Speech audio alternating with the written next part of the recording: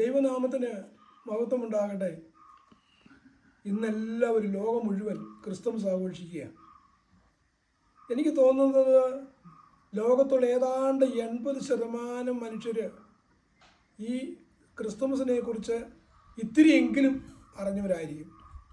അതിൻ്റെ പൂർണ്ണതയിൽ അറിയാൻ ദൈവം എടുത്ത ഒരു വലിയ പദ്ധതിയാണ് ദൈവത്തിൻ്റെ പൊന്നോമന പുത്രൻ, സ്വർഗീയ പിതാവിന് സ്വന്തമെന്ന് പറയാനുണ്ടായിരുന്ന ഏക വ്യക്തിത്വം, തനിമ, തൻ്റെ ഹൃദയത്തിൻ്റെ ഉള്ളറകളിലായിരുന്ന പുത്രനായ യേശു ക്രിസ്തു അവന് മനുഷ്യനായി അവതരിക്കാൻ ദൈവം അനുവദിച്ച സ്വർഗീയ നിമിഷങ്ങളിൽ പരിശുദ്ധ അമ്മ ഇതാ കർത്താവിൻ്റെ ദാസി എന്ന് ഏറ്റുപറഞ്ഞ നിമിഷം വചനമാകുന്ന ദൈവം മാംസം ധരിച്ചുവെങ്കിൽ ആ വചനം ലോകത്തിന് വെളിപ്പെടുത്തപ്പെട്ടത് ഈ ദിവസമാണ്.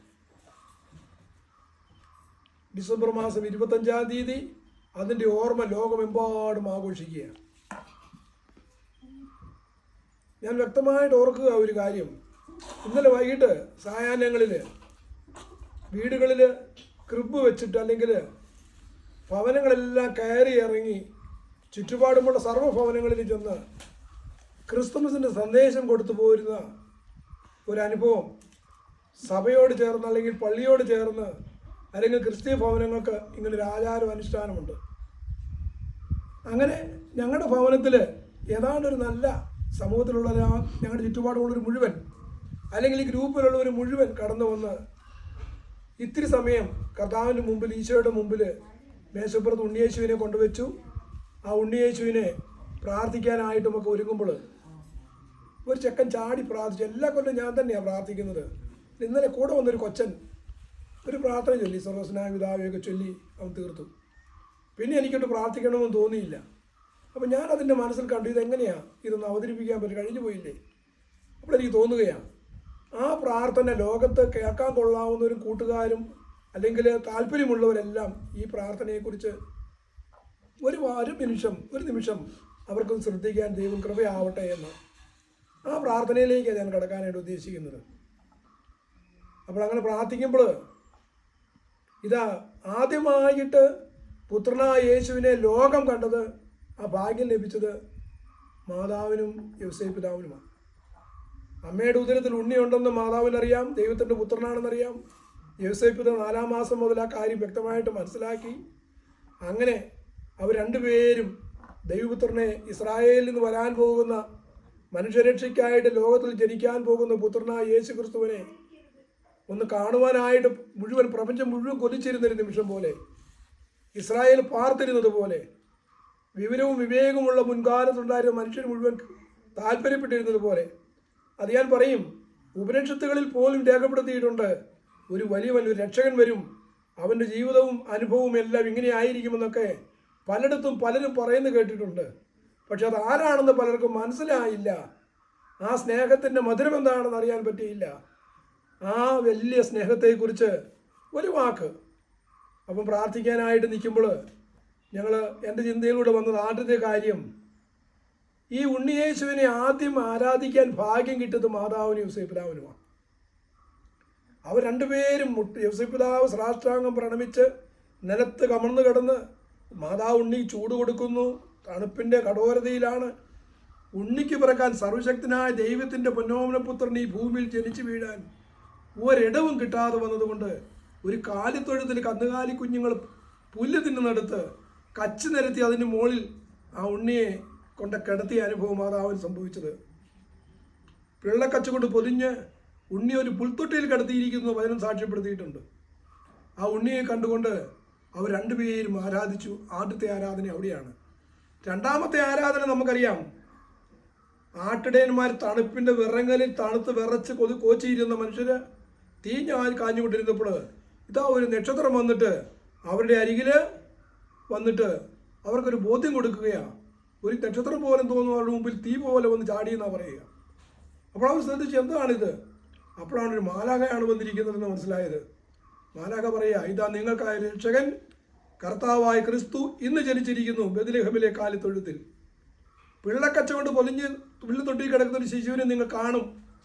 അവർ ആത്മസന്തോഷത്തിൽ നിറഞ്ഞ് നമുക്ക് അങ്ങോട്ട് പോകാം എന്ന് പറഞ്ഞ് ആ ഉണ്ണിക്ക് കൊടുക്കാൻ വല്ല പാലും വേണ്ടി വരുമോ എന്ന് ഒരു ആടിനെയും കൂട്ടിക്കൊണ്ട്, ഒരു ആടിനെയും കുഞ്ഞിനെയും എടുത്തുകൊണ്ട് ഉണ്ണിയേശുവിനെ കാണുവാൻ വരികയാണ്. ആദ്യമായിട്ട് ലോകം കണ്ടത് പാവപ്പെട്ട, തണുപ്പിൽ വിശന്നിരുന്ന് വിറച്ചിരുന്ന പാവപ്പെട്ട ആട്ടിടയന്മാർക്കാണ് സർവശക്തനായ ദൈവത്തിൻ്റെ പൊന്നോമനപുത്രനായ യേശുവിനെ ദർശിക്കാൻ കൃപ ലഭിച്ചത്. അവരവിടെ സന്തോഷം കൊണ്ട് നിറഞ്ഞ് ആട്ടിൻപാലിടന്ന് ഉണ്ണിക്ക് കൊടുത്ത് സാഷ്ടാംഗം പ്രണമിച്ച് ഉണ്ണിയെ ആരാധിക്കുകയാണ്. ഏറെ സമയം കഴിഞ്ഞപ്പോൾ ഇതാണ് ആദ്യത്തെ ലോകം കണ്ട ആരാധന. രണ്ടാമത്തത് ഇനി മൂന്നാമത്തെ തുറന്നമുണ്ട്. അത് എനിക്ക് തോന്നുന്നത് ഉണ്ണിയേശു ലോകത്തിലേക്ക് വരുവാൻ ദൈവം തിരുമനസ്സായ നിമിഷം മാതാവിൻ്റെ ഉദരത്തിൽ രൂപം കൊള്ളുന്ന ആ നിമിഷത്തിൽ തന്നെ ജ്ഞാനികളായവർക്ക് ബോധ്യം കിട്ടി. രാജാക്കന്മാരെന്നൊക്കെ പറയും, ജ്ഞാന രാജാക്കന്മാരായിരുന്നവർ. അവർ 3 പേര് വ്യത്യസ്ത ദിശകളിൽ നിന്ന് ഇന്ത്യയിൽ നിന്നൊക്കെ പോയിട്ടുണ്ടെന്നാണ് പറയുന്നത്.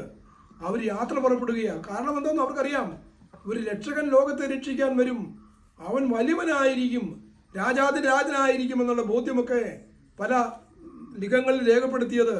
അത് ബോധ്യപ്പെട്ടുകൊണ്ട് അവർ യാത്ര പുറപ്പെടുകയാണ്. അവർ വന്നവിടെ അവർ പോന്ന് ഒരു നക്ഷത്രം കണ്ടു. 3 പേരും ഒരു നക്ഷത്രം, 3 ദിക്കുകളിൽ നിന്ന് വന്ന് 3 പേരും ഒരു നക്ഷത്രത്തിൻ്റെ പിന്നാലെ വന്ന് നക്ഷത്രം പോകുന്ന പോലെ പുറകെ വന്ന് അവർക്കറിയാം വരും, ഒരു വലിയവൻ വരും, ഇതൊരു വലിയ അടയാളമാണ്. ആ ബോധത്തോട് കടന്നു വന്ന് ജെറുസലേമിൽ വന്ന് കഴിഞ്ഞപ്പോൾ ആ നക്ഷത്രം മാഞ്ഞു. അവരുടെ കൊച്ചുബുദ്ധി, ലോകത്തിൻ്റെ ബുദ്ധിയാണ് കേട്ടോ. ഇതെവിടെയായിരിക്കും? രാജ്യത്തിരാജൻ വരുന്ന രാജകൊട്ടാരത്തിലായിരിക്കും.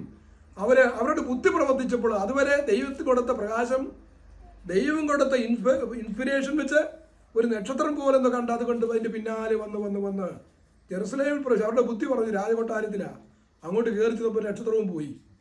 കാരണം നക്ഷത്രം മാറിയതിൻ്റെ കാരണം എനിക്ക് തോന്നുക, ഇറ്റ് ഈസ് മൈ വ്യൂ, അവരുടെ ലോകത്തിൻ്റെ ബുദ്ധി കടന്നു വന്നതുപോലെ അതാ പോകുന്നു. നക്ഷത്രത്തെ കാണാതെ പോയപ്പോൾ അവർ രാജകൊട്ടാരത്തിലേക്ക് കടന്നു ചെല്ലുകയാണ്. ഹെരോദോസിനോട് ചോദിച്ചു, ലോകത്തിൻ്റെ ബുദ്ധി വന്നിടത്തുണ്ടായ അപാകതകളൊന്ന് മനസ്സിലാക്കണേ ഈ നിമിഷം. ഹെരോദോസ് അടുത്ത രാജാതിരാജനായി വരാൻ പോകുന്നു, ഇവിടെ വന്നിട്ടുണ്ടോ എന്ന് അറിഞ്ഞു കഴിഞ്ഞപ്പോൾ, നമ്മുടെ രാജ്യത്തിലാണെന്ന് അറിഞ്ഞപ്പോൾ നോക്കിയപ്പോൾ അയാൾ പഴയ നിയമത്തിലെ പഴയ നിയമഗ്രന്ഥങ്ങളൊക്കെ വായിച്ചു കഴിഞ്ഞപ്പം ജെറുസലേമിൽ ജനിക്കും എന്ന് പറഞ്ഞിട്ടുണ്ട്. അതിനെ അന്വേഷിച്ച് വന്നവരാണെന്ന് മനസ്സിലാക്കിയപ്പോൾ തീർച്ചയായിട്ടും ഈ ഉണ്ണി ഈ പരിദേശത്ത് എവിടെയുണ്ട്. ഉണ്ണിയെ കാണാതെ വന്നപ്പോൾ ആ ഉണ്ണിയെ കൊന്നുകളയാണെന്നുള്ള പരിപാടിയിട്ട് കൊച്ചു കുഞ്ഞുങ്ങൾ മുഴുവൻ, 2 വയസ്സിന് താഴെയുള്ള കുഞ്ഞുങ്ങളെ മുഴുവൻ കൊന്നുകളയുകയാണ്. ആ കൊന്നുകളയാൻ ഹെരോദോസിൻ്റെ പ്ലാൻ കിട്ടിയ നിമിഷത്തിന് മുമ്പ് തന്നെ ഉണ്ണിയെയും കൊണ്ട് നാട് വിടാനായിട്ടുള്ള അവസരം ഉണ്ടാവുകയാണ്. ഉണ്ണിയും കൊണ്ട് യോസേപ്പ് പിതാവ് മാതാവ് കൊണ്ടുപോകാൻ അതിനു മുമ്പായിട്ട് രാജകൊട്ടാരത്തിൽ ഇല്ല, നിങ്ങൾ ഉണ്ണി അന്വേഷിച്ച് കണ്ടെത്തും, നക്ഷത്രം നിങ്ങൾ കാണും എന്ന് പറഞ്ഞു കൊടുത്ത ആ ദൂതനുസരിച്ച് ഇവർ വീണ്ടും പുറപ്പെടുകയാണ്. അങ്ങനെ നക്ഷത്രം വീണ്ടും വന്നു. അവരുടെ ബുദ്ധിയാണ്, ലോകത്തിൻ്റെ ബുദ്ധിയുടെ തകരാറാണ് ഈ കാണിക്കുന്നത്. എന്തുമാത്രം കുഞ്ഞുങ്ങൾ നഷ്ടപ്പെട്ടു. ദൈവത്തിൻ്റെ വ്യൂവിൽ പോയിരുന്ന, ദൈവത്തിൻ്റെ ബോധജ്ഞാനത്തിൽ യാത്ര ചെയ്തുകൊണ്ടിരുന്ന, വർഷങ്ങളായിട്ടെന്ന് പുറകെ കടന്നു വന്നിട്ടിരുന്ന ആ മനുഷ്യർക്ക് യേശുക്രിസ്തുവിനെ കാണാൻ, ഉണ്ണിയേശുവിനെ കാണാൻ വരുന്നവർക്ക് ആ ദൈവത്തിൻ്റെ നിർദ്ദേശമനുസരിച്ച് മാത്രം കടന്നു ഒന്നും ചിന്തിച്ചില്ല. അവർ വരുന്ന വഴിക്കൊന്നും ഒരു പ്രശ്നവുമില്ല. ജെറുസലേമിൽ വന്നു കഴിഞ്ഞപ്പോൾ ഐഡിയ മാറി, അവർക്ക് രാജകൊട്ടാരത്തിലേക്ക് പോയി. അത് ഞാൻ അവന് ഭവിഷ്യത്താണ് പറഞ്ഞത്. അത് എനിക്ക് തോന്നുന്നു വിശുദ്ധ പത്രോസ് കർത്താവിൻ്റെ മുമ്പിൽ ജീവിച്ചിരുന്ന കാലഘട്ടങ്ങളിൽ നീ വെള്ളത്തിന് മുകളിൽ കൂടെ എൻ്റെ അടുത്തേക്ക് കടന്നു വരാൻ പറഞ്ഞപ്പോൾ കർത്താവിൻ്റെ മുഖത്തോട്ട് നോക്കിയപ്പോൾ ഒരു കുഴപ്പമില്ല, പത്രോസ് വെള്ളത്തിനൂടെ മുകളിലോട്ട് വന്നു. പക്ഷെ കർത്താവിനുടെ വെള്ളത്തിൻ്റെ മുകളിൽ നിൽക്കുന്ന ലോകത്തിൻ്റെ ബുദ്ധി വന്നപ്പോഴാണ് താന്നു പോയി. ഇതുപോലെ ആ മനുഷ്യൻ്റെ ഇന്നത്തെ അവസ്ഥയെന്ന് ഞാൻ ഓർത്ത് ചിന്തിക്കുക. ഇത്രയും വലിയ ബോധ്യങ്ങൾ കിട്ടി അവർ തിരിച്ചു വന്നിട്ട് ജെറുസലേമിൽ വന്നപ്പോൾ രാജകൊട്ടാരത്തിലേക്ക് കടന്നു പോയ ആ ജ്ഞാനദൂത് മനസ്സിലാക്കാൻ സാധിക്കാതെ പോയ ആ ജ്ഞാനികളുടെ അവസ്ഥ, ഇത് നമ്മുടെ എല്ലാ അവസ്ഥയാകട്ടോ. ഇതിനിടയ്ക്ക് ഞാൻ മെൻഷൻ ചെയ്യുകയാണ്, ഇതിനിടയ്ക്കൊന്ന് പറയുകയാണ്. പുറത്തിറങ്ങി വന്നപ്പോൾ അവർ വീണ്ടും വന്നപ്പോൾ നക്ഷത്രം കണ്ടു, ദൈവത്തിൻ്റെ ദൂത് തപ്പി. അപ്പോൾ ആ നക്ഷത്രം വരും നിൽക്കുന്നു. നക്ഷത്രത്തിൻ്റെ പിന്നാലെ യാത്രയായി ജെറുസലേമിലെ കാലിത്തൊഴുത്തിലേക്ക് കടന്നു വന്ന് ഉണ്ണിയെ അവർക്കുള്ളതെല്ലാം കൊടുത്തുകൊണ്ട് അവർ ശ്രാഷ്ടാംഗം പ്രണമിച്ച് 2-3 ദിവസം അവിടെ നിന്ന് മെനക്കെട്ട് അവർക്കുള്ളത് മുഴുവൻ ബോധജ്ഞാനത്തിൻ്റെ പൂർണ്ണതയിൽ സ്വർണവും മീറായും കുന്തിരിക്കവും കാഴ്ചവെച്ച് ദൈവത്തെ ആരാധിച്ച് ഉണ്ണിയുടെ പുഞ്ചിരി കണ്ട് ഭയങ്കരമായ ആത്മസംതൃപ്തിയോടെ നിർവൃതിയോടെ അവർ തിരിച്ചു പോവുകയാണ്. അതൊരു ഞാനിപ്പോൾ ഇത് പറഞ്ഞപ്പോൾ ഞാനൊരു കാര്യം ഓർക്കുക. ഇതേ ജ്ഞാനിയായ ഒരു പുരോഹിതൻ ദേവാലയത്തിൽ വെച്ച് ഉണ്ണിയെ കണ്ടു കഴിഞ്ഞപ്പോൾ പറഞ്ഞു, ശിമിയോൻ, ഇതാ എൻ്റെ നയനങ്ങൾ, വരാനിരിക്കുന്ന രക്ഷ ഞാൻ കണ്ടു കഴിഞ്ഞു. ഇനി ഈ ദാസനെ സമാധാനത്തിൽ വിട്ടയക്കണമേ എന്ന് പറഞ്ഞതുപോലെ ആത്മസന്തോഷത്തിൽ നിറഞ്ഞ് ഈ ജ്ഞാനികൾ അവരുടെ ദേശത്തേക്ക് തിരിച്ചുപോയി. ഇന്നിതാ 2024 ഈ ഡിസംബർ 25-ാം തീയതി ഈ സായാഹ്നത്തിൽ ഉണ്ണി ധരിച്ചു കിടക്കുന്ന ആ സുന്ദരമായ അനുഭവവും അഭിഷേകവും കണ്ടുകൊണ്ട് മാതാവും യോസേപ്പിതാവും അന്ന് കണ്ടതുപോലെ കാണാൻ ഭാഗ്യം ലഭിച്ച നമ്മൾ ഓരോരുത്തരും ഇതാ കർത്താവിൻ്റെ മുമ്പിൽ ഇടത്തും വലത്തും ചേർന്ന് നിൽക്കുന്നു.